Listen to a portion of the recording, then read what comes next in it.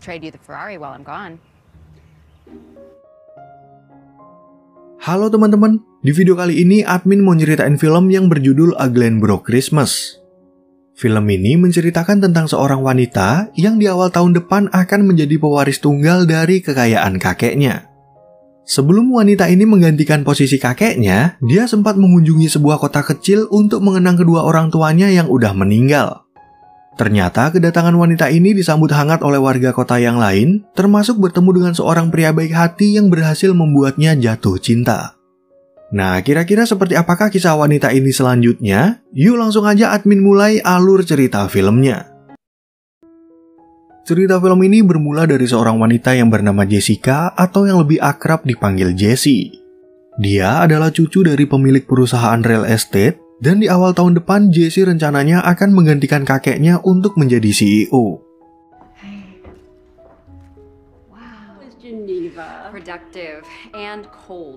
Sejak kedua orang tuanya meninggal, Jessie yang saat itu masih kecil akhirnya tinggal dengan sang kakek hingga dia lulus kuliah.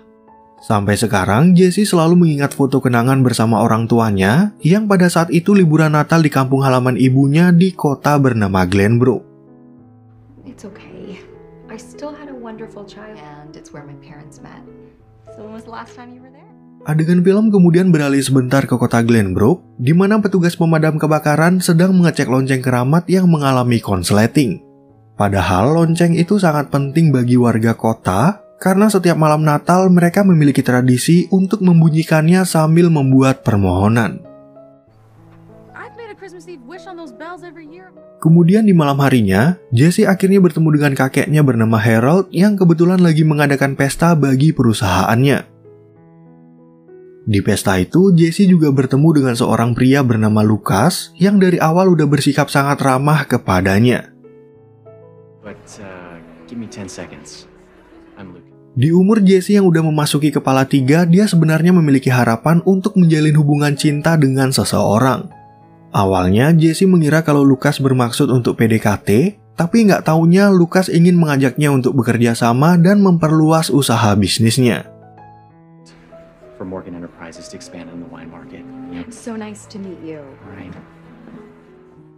Setelah pesta itu selesai, Jessie kembali mengingat kisah kedua orang tuanya yang bertemu di kota Glenbrook. Ternyata ibu Jessie pernah membuat permohonan pada lonceng malam Natal dan akhirnya menjadi kenyataan, yaitu menikah dengan ayah Jessie. Berdasarkan kisah cinta orang tuanya, Jessie jadi teringat tentang cerita lonceng di kota Glenbrook yang bisa mengabulkan permohonan di waktu malam Natal. Namun Jessie belum pernah mendengar suara dari lonceng tersebut karena kunjungannya ke kota itu dengan orang tuanya udah berakhir sebelum hari Natal. To be there, but then we never got the chance. Your wish will come true. Exactly. Well, it certainly worked. Kemudian saat Harold menghampiri mereka, Jessie tiba-tiba aja meminta izin untuk berlibur ke kota Glenbrook. Rencananya Jessie akan menyewa sebuah penginapan yang dulu pernah menjadi rumah ibunya waktu masih kecil. It's a rental now. The same people have owned it forever. Jessie yang merasa penasaran dengan suara lonceng di kota itu, lalu berjanji pada sang kakek kalau dia akan kembali ke rumah tepat di hari Natal. Jessie pun akhirnya meminta anak buahnya untuk bertukar mobil, agar warga kota nggak mengenalinya sebagai Jessica Morgan yang berasal dari keluarga kaya.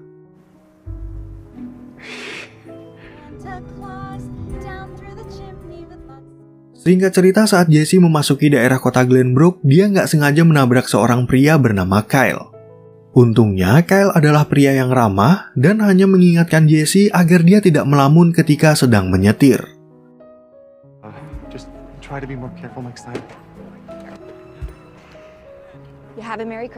Lalu ketika Jessie sampai di penginapan, dia langsung disambut oleh pemiliknya bernama Wyatt yang tahu kalau Jessie adalah keluarga Morgan.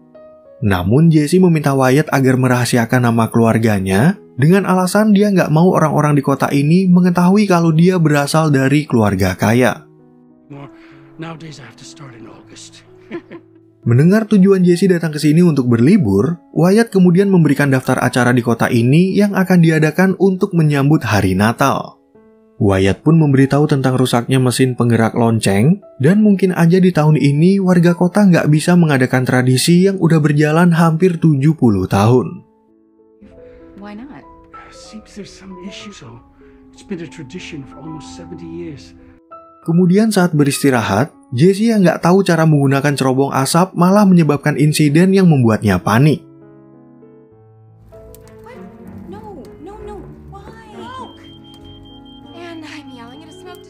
Nggak lama kemudian datang pemadam kebakaran ke tempat itu, dan Jesse baru mengetahui kalau Kyle yang ia tabrak tadi pagi ternyata bekerja sebagai petugasnya. Setelah mengecek ke dalam rumah, Kyle memperingati Jesse untuk membuka aliran angin pada cerobong asap agar kejadian ini nggak terulang lagi. Selain itu, Kyle juga menyinggung kejadian tabrakan tadi pagi, sehingga bawahannya yang bernama Ruth akhirnya mengetahui kalau mereka berdua pernah bertemu sebelumnya. Okay, let's go. Thank you. Wait. Jessica caused the gingerpocalypse? Keesokan paginya, Jesse mampir ke sebuah kafe kopi dan bertemu dengan pemiliknya yang bernama Shirley. Di sana, Jesse juga berkenalan dengan warga lain bernama Terry yang menjalankan pusat seni di kota itu dan ingin mengundangnya untuk datang melihat-lihat. Why not? Karena Glenbrook merupakan kota kecil, ternyata Shirley dan Terry udah mendengar berita tentang insiden asap yang terjadi di penginapan. Bahkan mereka berdua juga tahu kalau Jesse pernah menabrak Kyle, dan hal itu membuat Jesse heran kenapa gosip-gosip seperti ini bisa cepat menyebar. Might need a replacement for the ones dropped yesterday. You get used to it. Setelah keluar dari kafe kopi, Jesse langsung datang ke depan gereja yang pernah ia kunjungi bersama orang tuanya. Di tempat itu, dia lagi-lagi bertemu dengan Kyle yang ceritanya baru aja selesai mengecek mesin penggerak lonceng. Apparently, an engineering degree is no match for a 1950. Sebagai warga di kota itu, Kyle sebenarnya merasa sangat kecewa karena di tahun ini kemungkinan besar mereka semua nggak bisa mengadakan tradisi di malam Natal. Dan sambil mengobrol tentang liburan Natal di kota ini, Kyle kemudian mengantar Jesse yang ingin berkunjung ke pusat seni untuk memenuhi undangan dari Terry. And snow, if it comes. Kemudian saat Jesse sampai di pusat seni, salah satu siswa di sana mengira kalau dia adalah guru pengganti. Sebenarnya Jesse ini memang lulusan seni dari salah satu universitas, tapi dia menolak tawaran Terry dengan halus yang juga memintanya untuk mengajar melukis. But maybe one kid is looking up at his... You sure you don't want to teach these guys for the week? Keesokan paginya, Jesse datang ke kantor pemadam kebakaran untuk membeli pohon Natal yang akan dia pasang di penginapannya. Di sana, Ruth yang tahu kalau Kyle menyukai Jesse, lalu dengan sengaja mengarahkan Jesse agar bertemu dengannya. Agar suasana nggak menjadi canggung, Jesse kemudian mengajak Kyle mengobrol sebentar dan melanjutkan dengan memilih pohon. Namun karena Jesse datang ke sini nggak bawa mobil, Kyle yang baik hati akhirnya mau membantunya untuk membawakan pohon itu ke penginapan.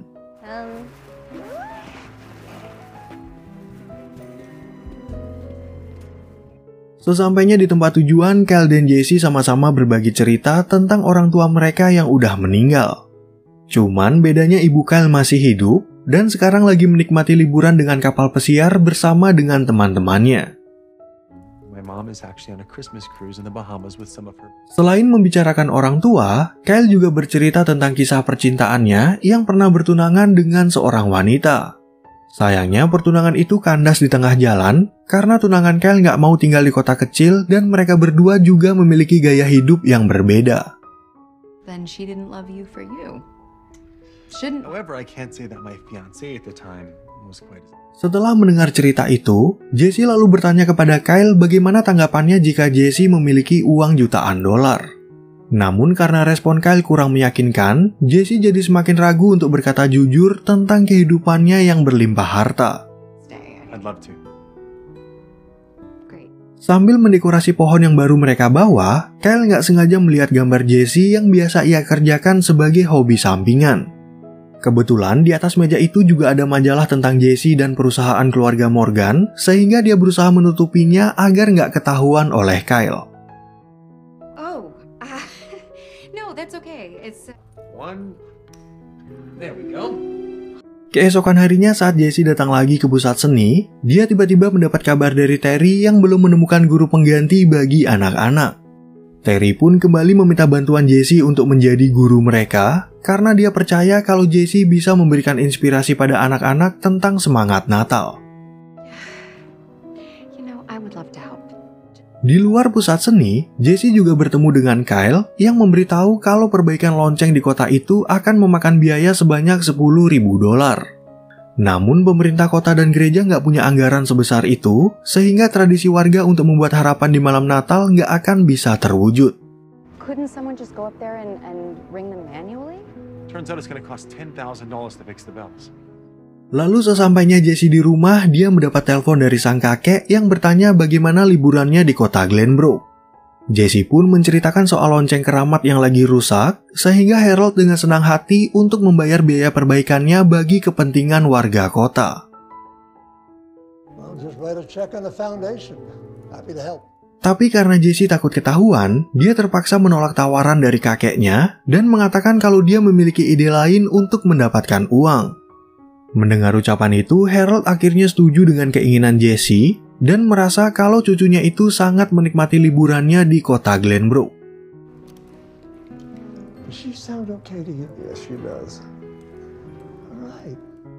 Lalu di malam harinya, Kyle datang ke penginapan untuk mengajak Jessie ke sebuah acara yang diadakan oleh Wyatt. Di sana, Jessie mengatakan keinginannya untuk membuat harapan di bawah lonceng karena dia belum pernah melakukan hal itu ketika datang ke kota ini bersama orang tuanya. Demi mewujudkan harapan semua orang, Jessie akhirnya memberitahu soal rencananya yang ingin mengadakan penggalangan dana di pusat seni. Jessie pun menjelaskan kalau mereka bisa menjual karya seni dari anak-anak dan barang-barang lain untuk mengumpulkan biaya perbaikan lonceng.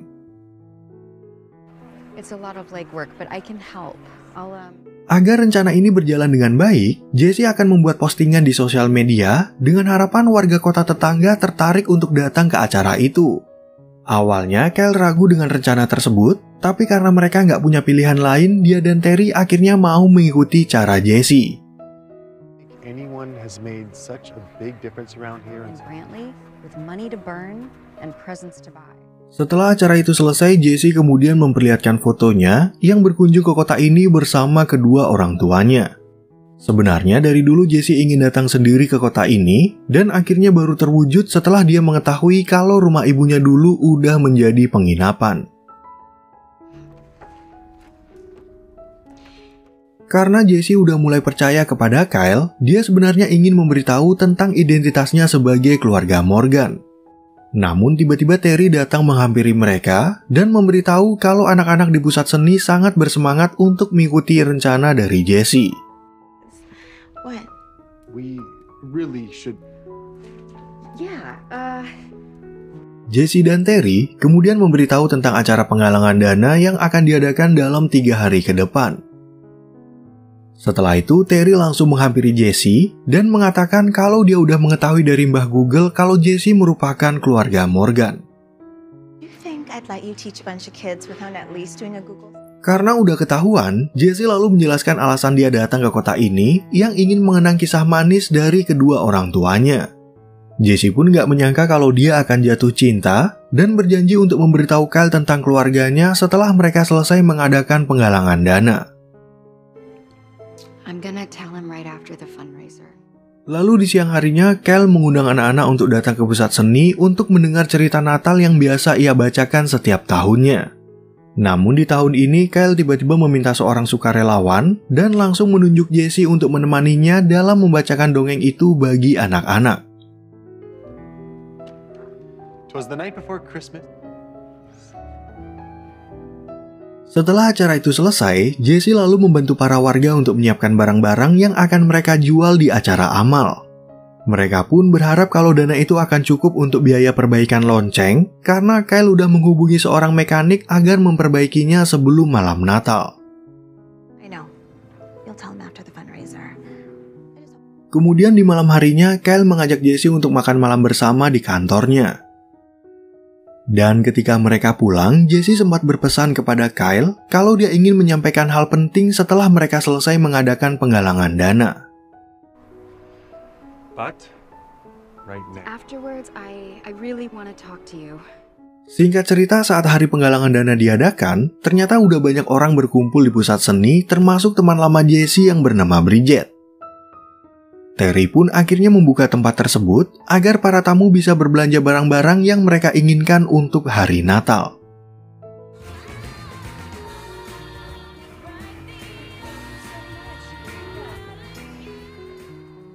Setelah acara itu selesai, Terry akhirnya memberitahu kalau mereka udah berhasil mengumpulkan dana sebanyak $10.000.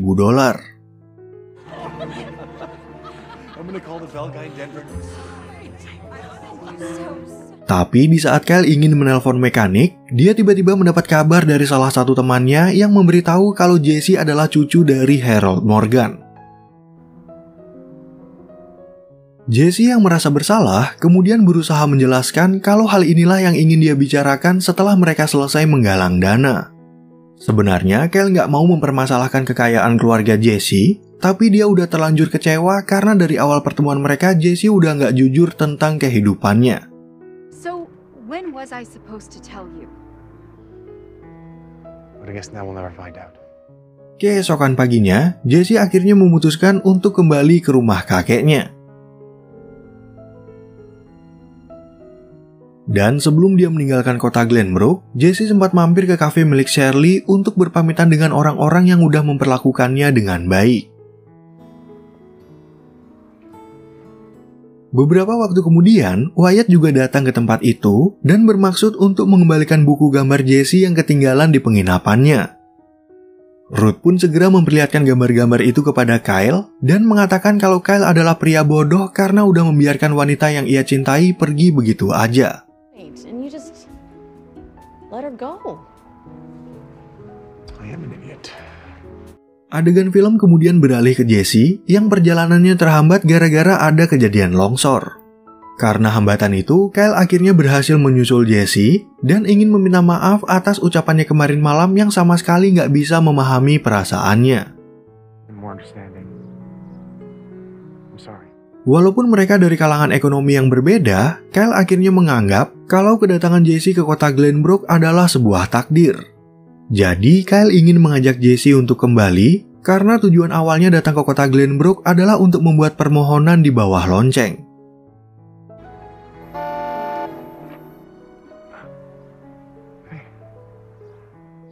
Lalu sesampainya mereka di penginapan, Jesse menjadi terkejut dengan kedatangan Harold yang ingin merayakan hari Natal bersama dengan cucunya. Di sana, Jesse lalu mengenalkan Kyle kepada kakeknya dan mengatakan kalau dia udah menemukan kebahagiaan di kota ini. Berhubung Jesse akan menjadi pewaris, Harold kemudian mengatakan kalau Jesse bisa aja menjalankan perusahaan mereka dari kota manapun yang ia suka. Selain itu, Jesse ingin membuka yayasan amal bagi pusat seni di kota Glenbrook, dan hal itu membuat Harold teringat akan ibu Jesse yang selalu berusaha membantu orang lain. She always wanted to help people. Lalu ketika mereka berkumpul di depan gereja, Kyle langsung memberikan kehormatan kepada Jesse untuk memulai tradisi warga kota di malam Natal. Jesse pun kemudian membunyikan lonceng tersebut sehingga mereka semua bisa membuat harapan di malam Natal yang sekaligus menutup cerita film ini dengan happy ending.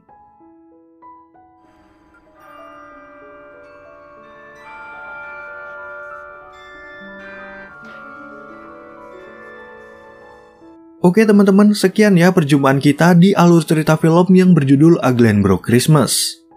Semoga teman-teman semua merasa terhibur sama alur cerita film yang admin bawain ini, dan sampai jumpa di video yang berikutnya.